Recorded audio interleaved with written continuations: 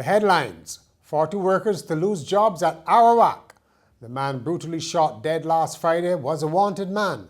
And prize money is up for popular road tennis tournament. Welcome to Nation News for Wednesday, August the 19th, 2015. We are bringing the best of Corpova 2015 to you. Relive all the action from the Swedish Summer Festival in this year's Corpova Souvenir magazine. Experience the carnival feeling over and over again with photos from all the major events. The Corpova Souvenir 2015 will be available on newsstands island-wide on August 5th or online at www.nationnews.com. To get your copy for only $5, call the Nation Publishing House at 430-5550 or 430-5501. 40 workers at Arawak Cement Company will be sent home under a restructuring plan to keep it in business, according to officials. General Manager Rupert Green said Arawak had been recording significant losses since 2008, while its costs of production were significantly higher than the other subsidiaries in the parent TCL Group, which is headquartered in Trinidad. He said the selection of workers for redundancy will be done in accordance with collective agreements with the Barbados Workers Union and the National Union of Public Workers, and that all levels of workers will be affected. The redundancies will be effective October the 23rd. Mr. Green also gave the assurance that Arawak will endeavour to provide all the severance entitlements due to the workers in accordance with the laws of Barbados. The company will also provide counselling and support services. Transport officials are ready to begin a pilot project on the integration of private minibuses and ZRs and transport board buses, meaning those participating will be operating from the same terminal and under tight rules. Invitations are now open to operators who are interested in being involved in the 6-month pilot, which will be carried out on 3 routes: Sturgis St. Thomas, Martins Bay St. John, and Edie Village Christchurch. The Transport Authority says selected participants will have to operate in accordance with a number of conditions, including availability to work between 5 in the morning and midnight, 7 days a week. They will also have to stay on the assigned route and adhere to a timetable. Hurricane Hunter aircraft from the United States are due to land at Grantley Adams Airport on Thursday on a mission to investigate new tropical storm Danny. The storm is expected to approach the Eastern Caribbean by Monday, but poses no direct threat to Barbados on its current path. The American team will be flying missions from Friday into next week to gather data about Danny, which is expected to become the Atlantic's first hurricane for the season by Friday. Danny is currently a minimal storm with maximum sustained winds near 50 miles per hour. Some strengthening is forecast during the next 48 hours. Let's hear now from senior meteorologist at the local Met Office, Clem Williams, on Danny, which is on current projections will pass quite far to the north of Barbados. Based on what we've seen and the analysis that we've done so far, the projections suggest at this point in time that if the system maintains the current track, right, then it is likely to pass to the north of the island. Let's say a reasonable distance to the north of the island. Right. To the extent that right now we're not expecting any significant effect.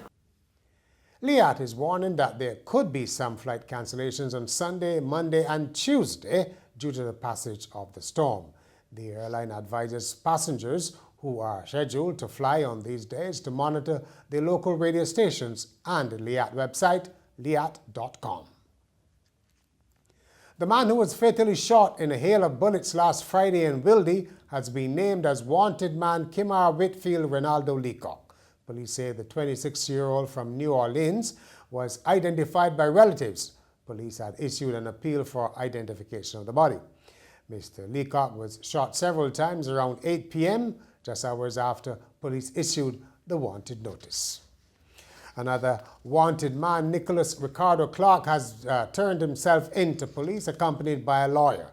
Police say the 19-year-old, also known as Nicky Bond, is now assisting with an unspecified criminal investigation.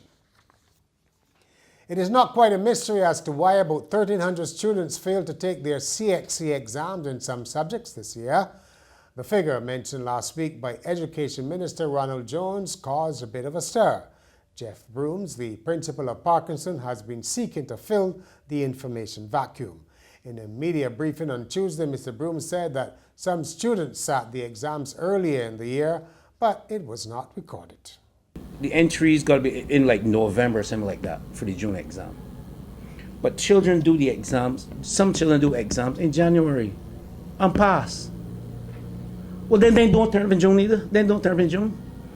And that absent, it still appears on the slip that they were absent. Because they do not take that off. So that should be taken off. That's the ministry's responsibility. 2, some children know that when exam time come, they have not done all the SBAs they should have done. So going to exam is the time because they can't pass. That is school leaders' problem, like people like myself and heads of department, because we have to be on top and make sure that SBAs are done and children are putting themselves ready for the examination time. So there's a problem at school level, school leadership level.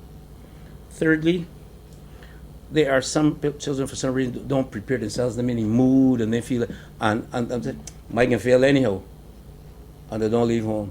That's a parental problem. That's a parental problem, and to a lesser extent a teacher problem, because we have to motivate children to think positively. In sport, prize money has been increased for the Silver Hill Road Tennis Tournament, which has been credited with triggering a resurgence in the sport. When the first edition was launched in 2012, the exploits of 2 newcomers, Victor Earth Ward and Mark Venom Griffith, drew many spectators. This year, the winner will take home $5,000, the losing finalist half of that, and a third-place finisher $1,000. The Silver Hill Tournament begins next month.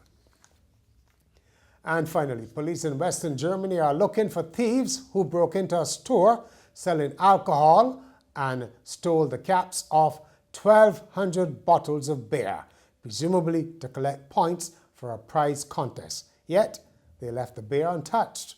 Essen police say the thieves broke into the shop and stole the caps from the popular brand Koenig Pilsner. They kept those with points towards prizes like Bose speakers or Black & Decker cordless drill, and left dozens of good luck try again caps on the ground and didn't drink a single beer. Given the number of caps removed, the police say they assumed that more than one person was involved in the operation. Can't say I can drink to that, but that's where we end Nation News for Wednesday. For more news, log on to nationnews.com as well as YouTube, Facebook, and Twitter. And remember to pick up your Daily Nation on Thursday or subscribe to our e-paper.